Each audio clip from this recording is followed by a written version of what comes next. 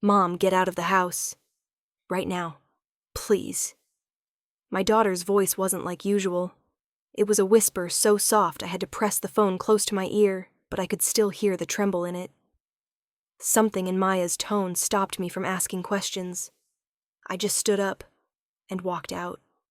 No goodbyes, no looking back, no grabbing my purse or shoes. Just my body moving on instinct, my feet crossing the living room rug, the soft jazz music still playing, and my mother Carolyn laughing brightly at the dining table, unaware that I was leaving something behind forever. I'd been sitting in that room surrounded by forced laughter and the faint smell of strawberry tart in the air. This suburban house used to be my home, or at least I'd convinced myself it was. It had been 15 years since I'd lived here, and now that I was back, everything looked the same. Cream-colored walls, a pale gray sofa, the cherrywood table my mom loved, boasting she'd bought from Portland. Everything was unchanged except for the feeling inside me. My mother always did things with a meticulous perfection no one asked for. Her birthday, a simple occasion, was adorned with white roses, a blue striped tablecloth, and matching plates. The strawberry tart, her specialty for guests, sat in the center of the table, like a silent emblem of calculated perfection. My father Richard was recounting for the umpteenth time stories of his years as a shipyard worker.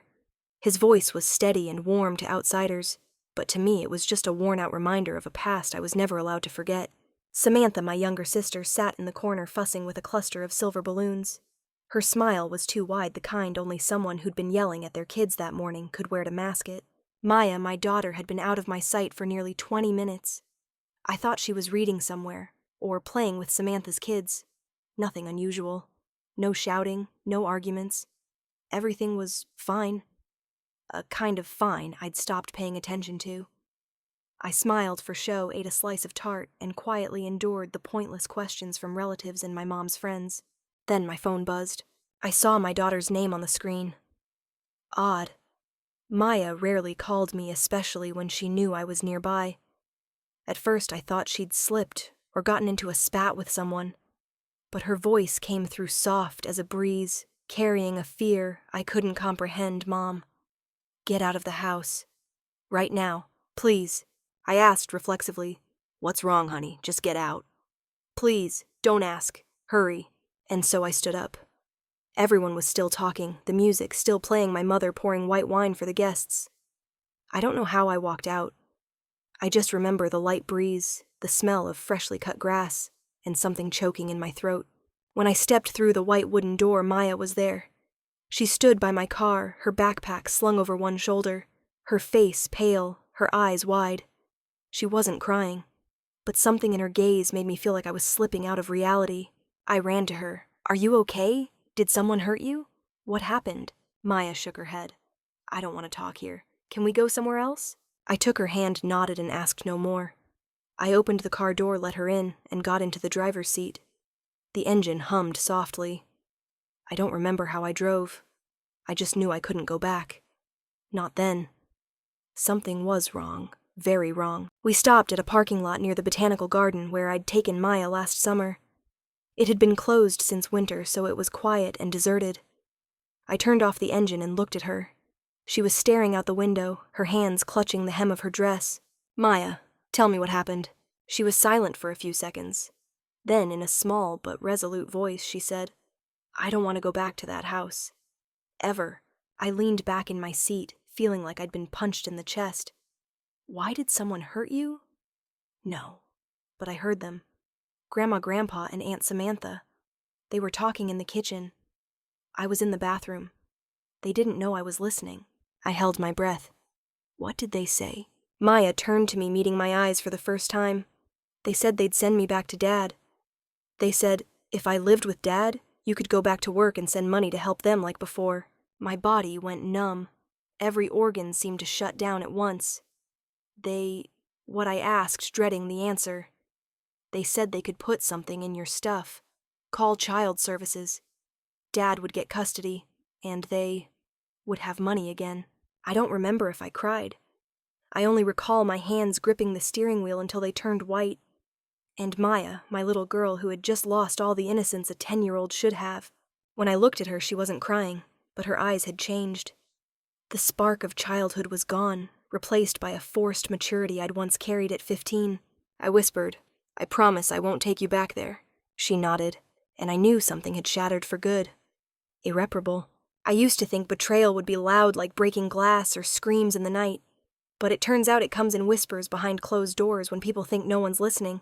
I looked at Maya sitting beside me clutching her backpack, her eyes staring into the distance as if waiting for something bigger than herself. I gently placed my hand on her shoulder light, as if touching a wound. "You did the right thing." She turned to me. No tears, no glimmer in her eyes. Just the look of a child who'd chosen to walk away from those she once called family. And in that moment, I knew this car wasn't just taking us away from the house. It was carrying us away from a past. Maya stayed silent, her eyes fixed on the car window. She didn't blink or ask where we were going or when we'd return. She just sat there as if trying to hold herself together, afraid that speaking too soon would make something inside her crumble completely. I drove around a few blocks before finding the old parking lot near the shuttered greenhouse.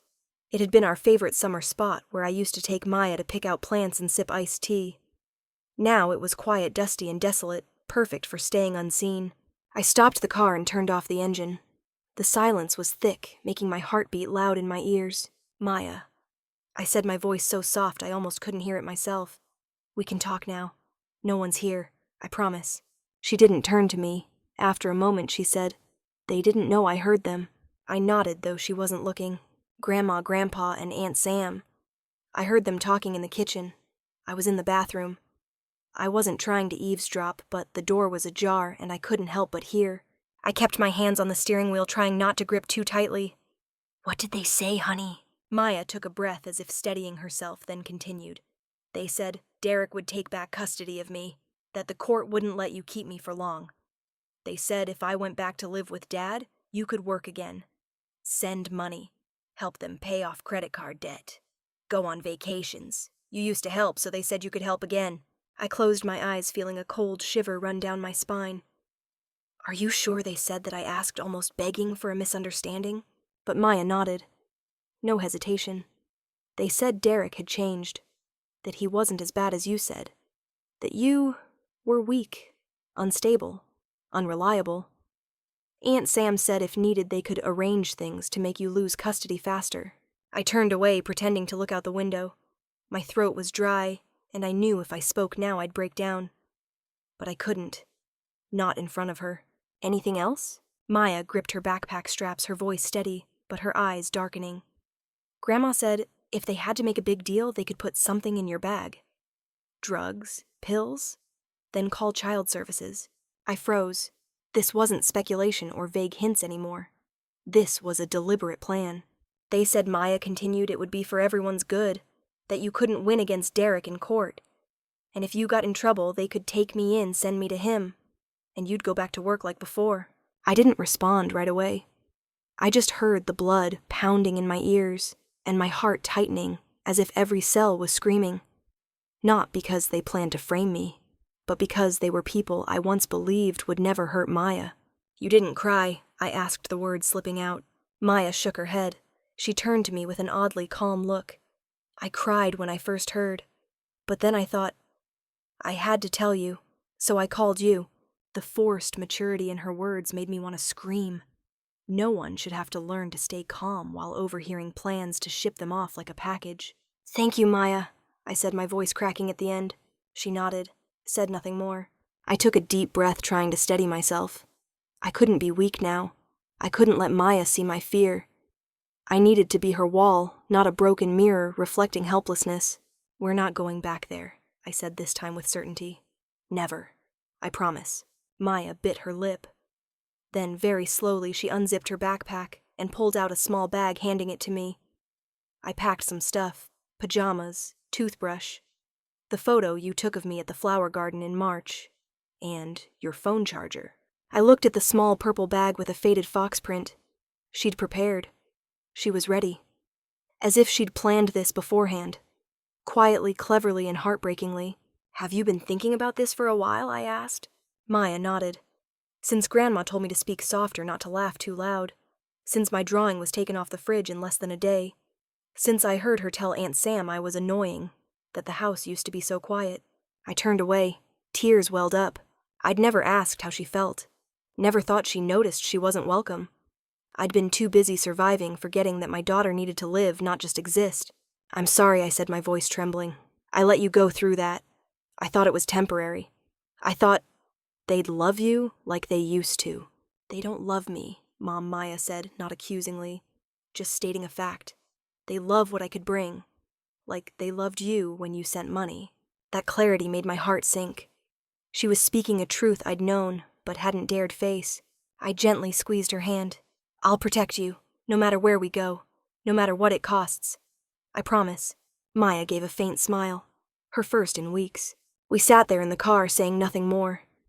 Just the sound of the wind through the bare trees in the distance, the fading sunset, and the gentle silence between two people who'd just decided to start over, though we didn't know were only that we'd never go back to what was once home.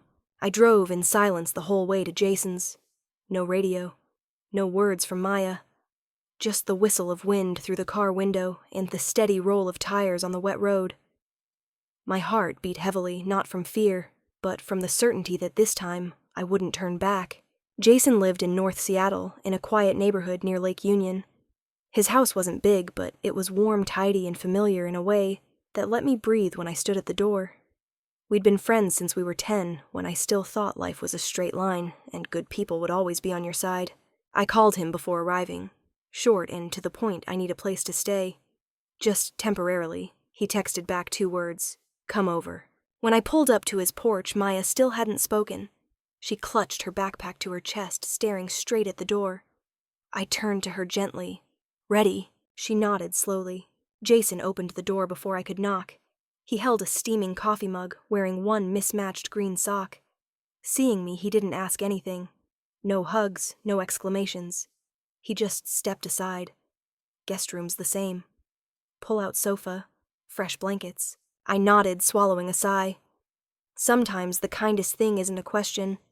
It's a quiet presence that doesn't demand explanations. The days that followed felt like time had slowed. I searched for a new lawyer. Each call made my heart race a little faster because I knew there was no going back. I was no longer the daughter who'd apologized to keep the peace. No longer the ex-wife who'd compromised to avoid conflict. I was Maya's mother. And I'd fight to my last breath to keep her safe. Jason didn't interfere, but was always there. He bought extra toothbrushes, kept blankets ready in the living room, and always had eggs in the fridge because Maya loved scrambled eggs. Sometimes he sat across from me in the kitchen, coffee in hand, and just asked, "Need anything?" I never said yes, but his presence was what I needed most. Maya stopped asking when we'd leave. She grew quieter, calmer, but not cold. On the 3rd evening, I saw her pull out her colored pencils and start drawing. Drawing something, I asked softly. "Wolves." I raised an eyebrow. Maya didn't like fierce animals.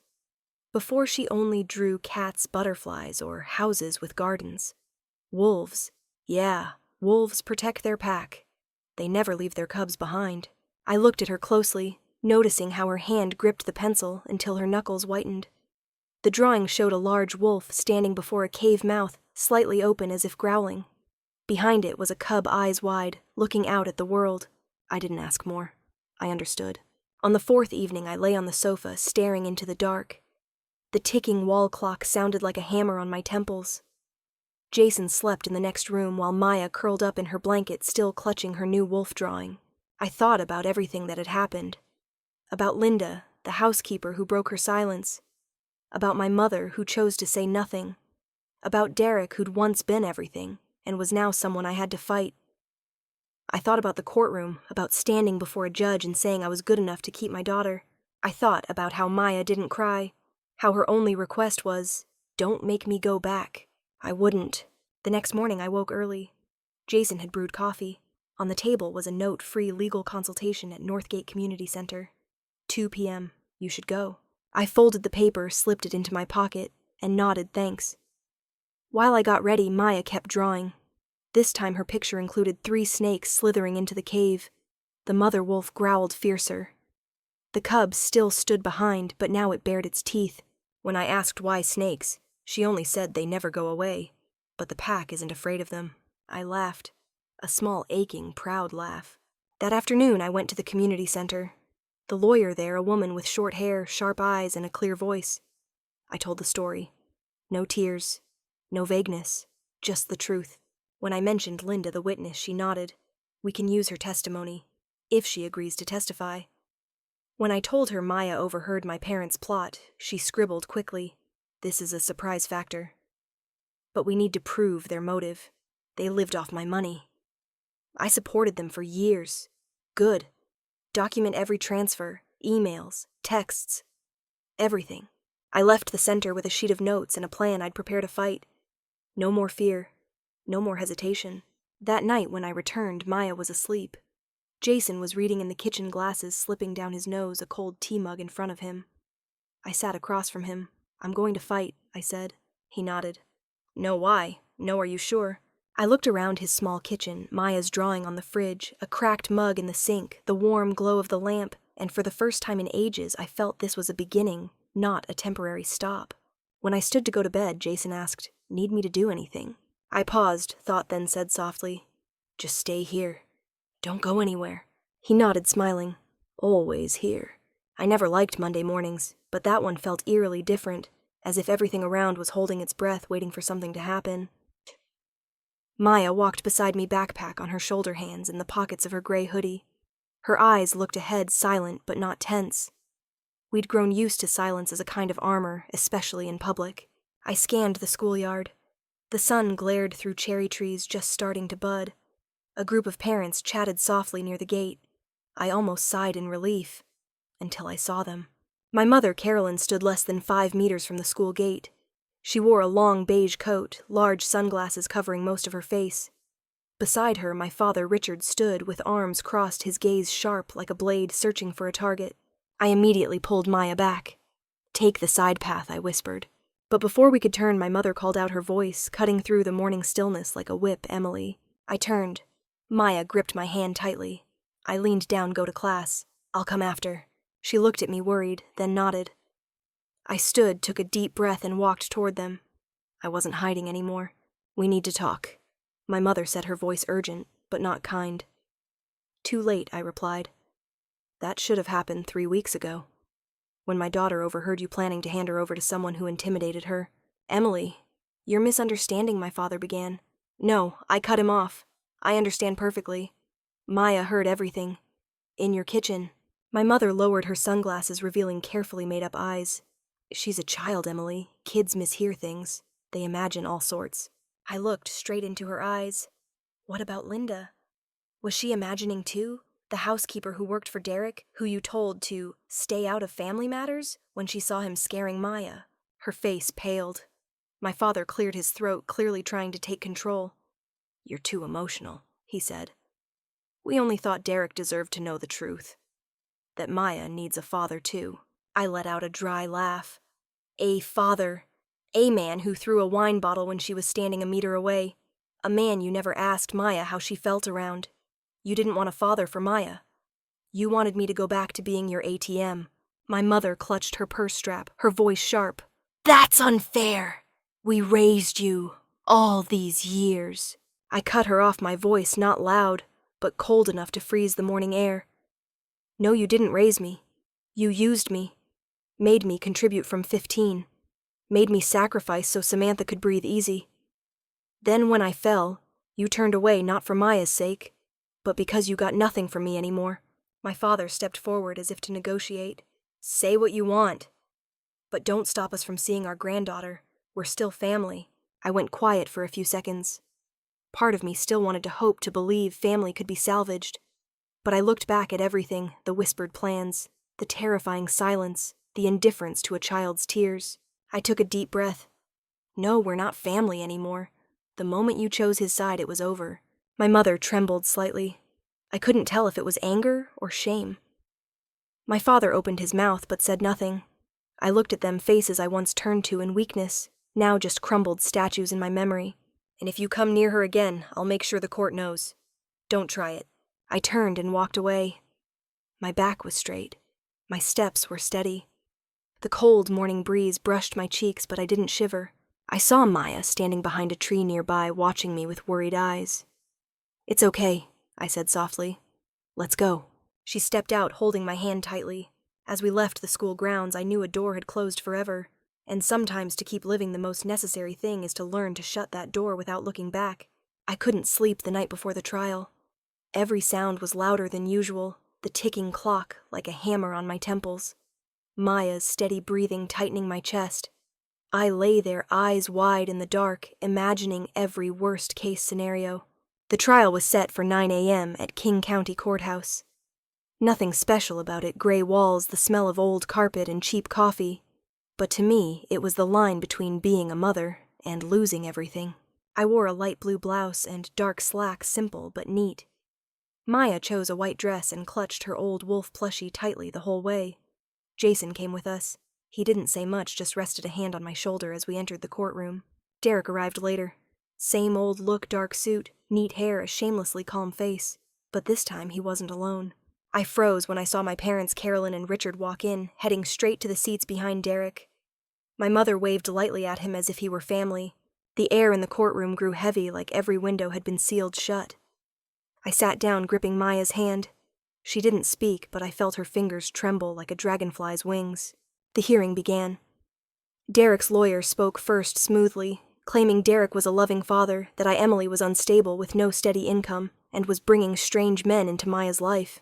Then came the witness testimonies. I felt like I was freezing when my father was called up. He said I'd been emotionally unstable in my youth, that I'd left home young, that Derek always took good care of Maya, that I wasn't fit to raise a child stably. When my mother took the stand, her voice was sweet as honey, but laced with knives. I exaggerated things, had baseless suspicions, and the whole family saw Derek as calm. Only Emily overreacted. I don't know how hard Jason had to squeeze my hand to keep me from jumping up and screaming at them. I just remember trembling so much I couldn't hear every word clearly. Then it was Maya's turn. She stepped up to the witness stand, still holding her wolf plushie, her eyes fixed on the judge. Not once did she look at my parents or Derek. I held my breath. My mom makes me feel safe, Maya began. She listens, never yells. When I'm scared, she's there. The judge asked about Derek. Maya lowered her head, then looked up. Dad yelled. He threw a wine bottle at the wall. I was scared. Silence. My mom's parents, my grandparents, talked about helping send me back to Dad. I heard them in the bathroom. They said they'd put something in Mom's bag to get her in trouble. A soft murmur rippled through the room. My lawyer stood requesting the testimony be noted. I looked at Maya. She wasn't crying. Her face held a calm beyond her years, as if all her fears had gathered and were now given voice. Derek started losing it. I saw him muttering, then standing abruptly. Jason pulled me back as Derek stormed toward the witness stand, shouting, "It's all lies!" Her mother brainwashed her. As my mother tried to calm him, Derek shoved her aside and grabbed her wrist. The courtroom froze. A bailiff stepped forward, ordering him to let go. And in that moment, for the first time, everyone saw his true nature. My parents bowed their heads. My mother whispered something to Derek's lawyer, then stood and left the courtroom. My father followed. They didn't look back. The judge called a 10-minute recess. My lawyer turned to me, her eyes showing a glimmer of hope for the first time in months. When the hearing resumed, my lawyer presented financial evidence that Derek had sent money to my parents paid for their expensive vacations and bought them a new car just months after I left. He didn't deny it.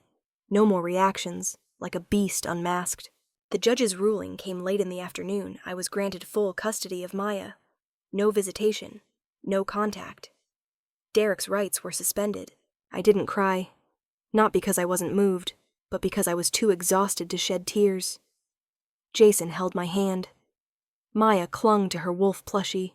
We left the courthouse as the sun dipped west. I looked up at the sky, and it felt higher than ever before. I didn't know what our new life would be like. But I knew one thing for sure from today: my daughter could sleep soundly. I found the letter one Saturday afternoon while rummaging through Maya's desk drawer for a phone charger. The paper was neatly folded, tucked under a stack of sketches, where she often drew wolf symbols I never asked about, but quietly understood. In her familiar handwriting, the corner read, "To Grandma and Grandpa. If Mom finds this, please send it for me." I paused for a long time.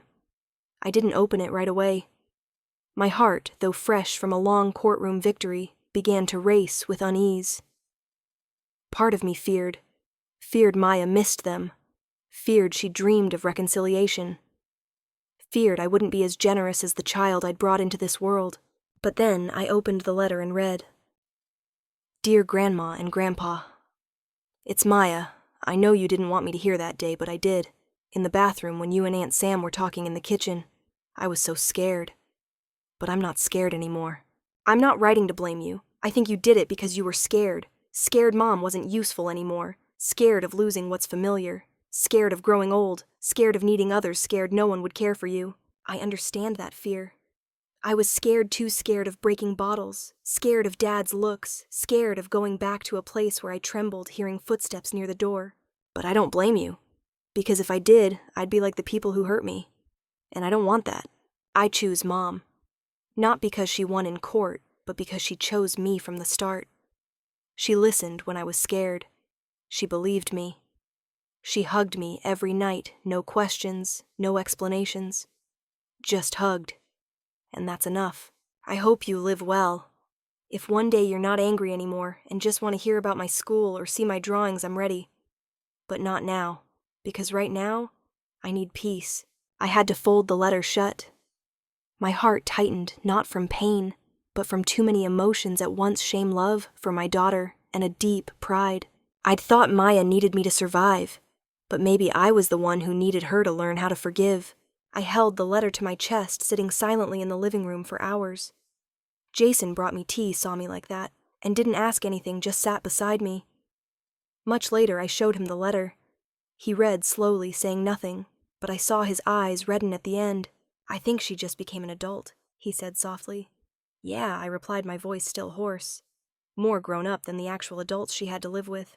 Since the trial, our home found a new rhythm. No more unexpected calls, no more legal papers. Maya started sleeping soundly again. She smiled, more, talked more. The wolves in her drawings now included smaller cubs a pack, I suppose. We stayed at Jason's now, unofficially our home. Jason never rushed. He never demanded anything but truth and peace. On nights I woke from nightmares, he'd gently place a hand on my back, a reminder, "You're out of there. You and Maya are safe." I didn't send Maya's letter right away. I kept it a few days, not to stop her, but to prepare myself. Then one morning I slipped it into an envelope, wrote my parents' address in firm handwriting. No sender. No note attached. Maya somehow had already said everything that needed saying.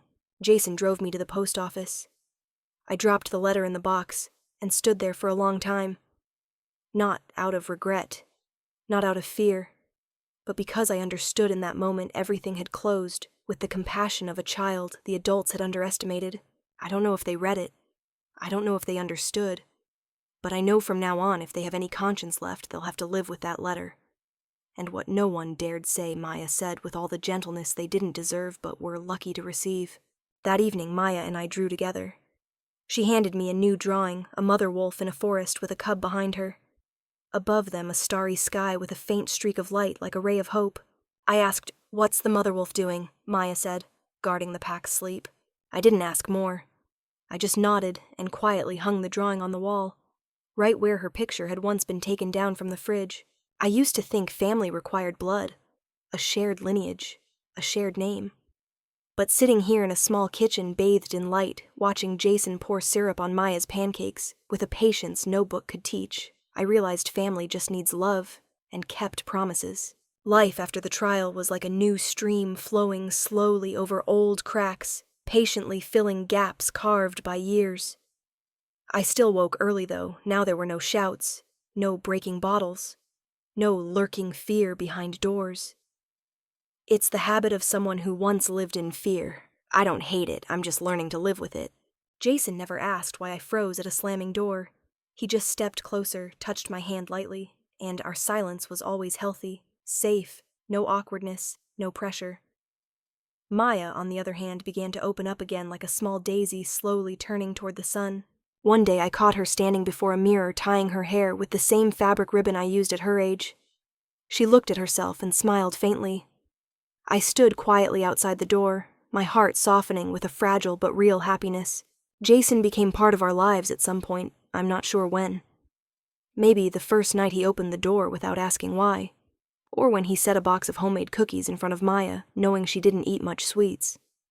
Or perhaps when Maya drew him not as a person, but as a tall black wolf standing beside the mother wolf and cub.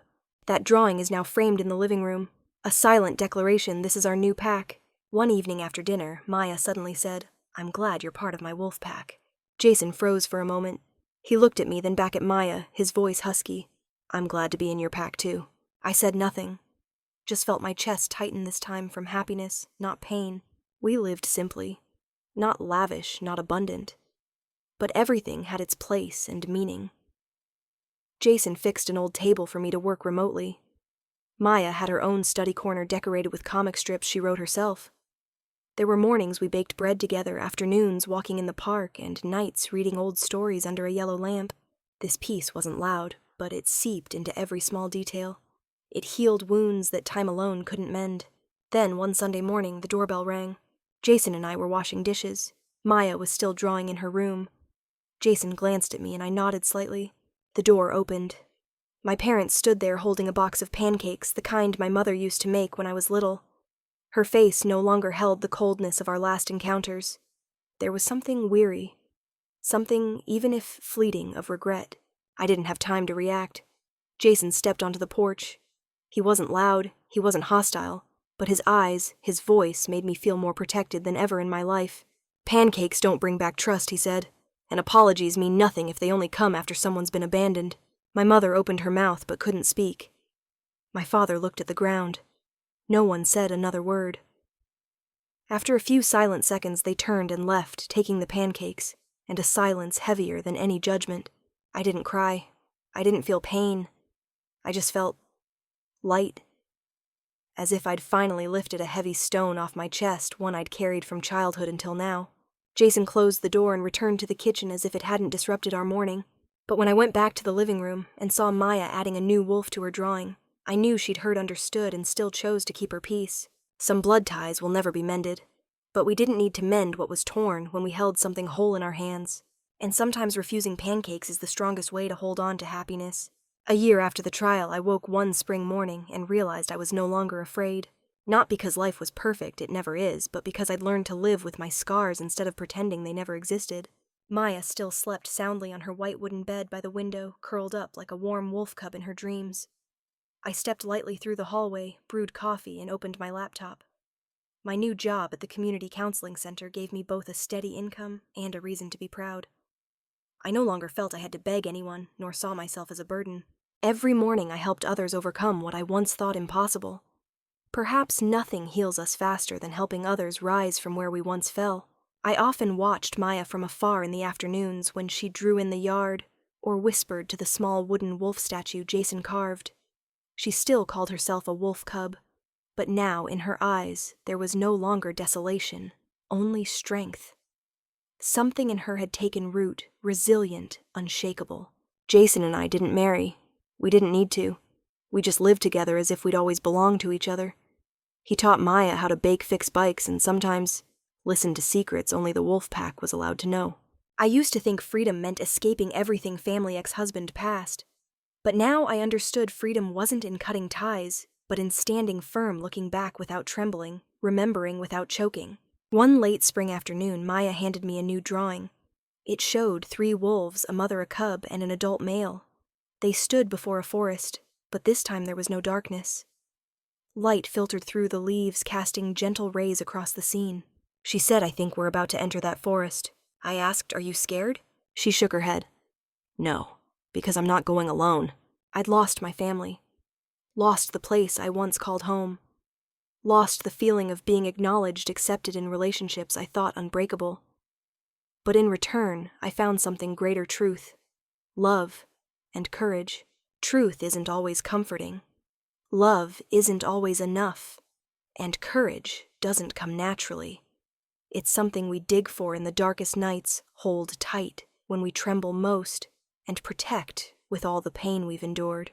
I once thought I'd been abandoned, but really, I was just being cleared a path to find the right people who stayed. A year passed. I didn't contact my parents again. Not out of hatred, but because I understood forgiveness doesn't mean letting them back into your life.